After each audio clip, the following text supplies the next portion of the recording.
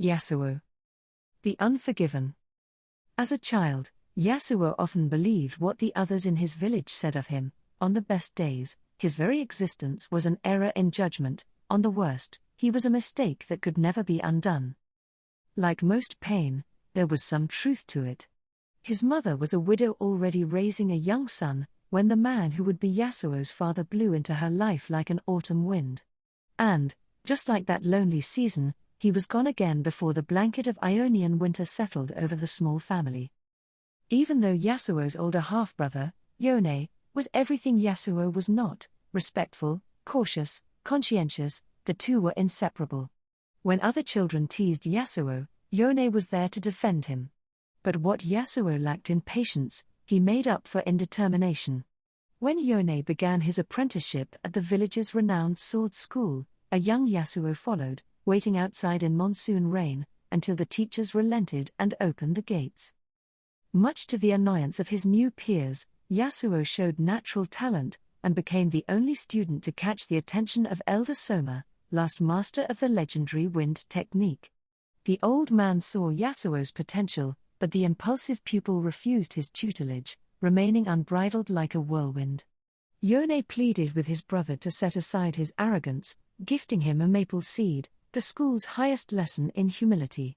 The next morning, Yasuo accepted the position as Soma's apprentice and personal bodyguard. When word of the Noxian invasion reached the school, some were inspired by the great stand that had been taken at the Placidium of Navori, and soon the village was bled of the able-bodied. Yasuo longed to add his sword to the cause, but even as his classmates and brother left to fight, he was ordered to remain and protect the elders. The invasion became a war. Finally, one rain-slicked night, the drums of a Noxian march could be heard in the next valley over. Yasuo abandoned his post, foolishly believing he could turn the tide.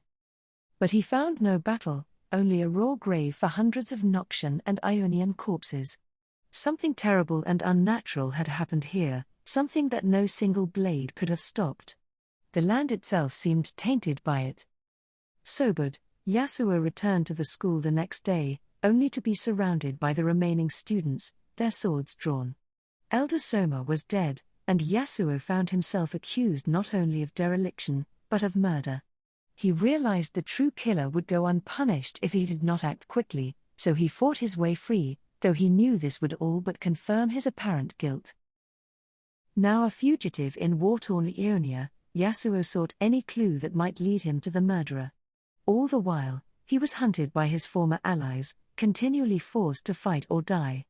This was a price he was willing to pay, until he was tracked down by the one he dreaded most, his own brother, Yone. Bound by honor, they circled each other. When their swords finally met, Yasuo's wind magic overcame Yone's dual blades, and with a single flash of steel, the outcast cut his brother down. He begged forgiveness, but Yone's dying words were of the wind techniques responsible for Elder Soma's death, and that his brother was the only one who could have known them. Then he fell silent, passing on before he could grant any absolution.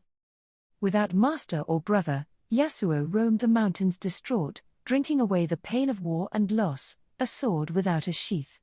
There in the snow, he met Talia, a young Sharaman stone mage who had fled the Noxian military. In her, Yasuo saw an unlikely student, and in himself, an even more unlikely teacher. He trained her in the ways of elemental magic, wind-shaping stone, embracing at last the teachings of Elder Soma.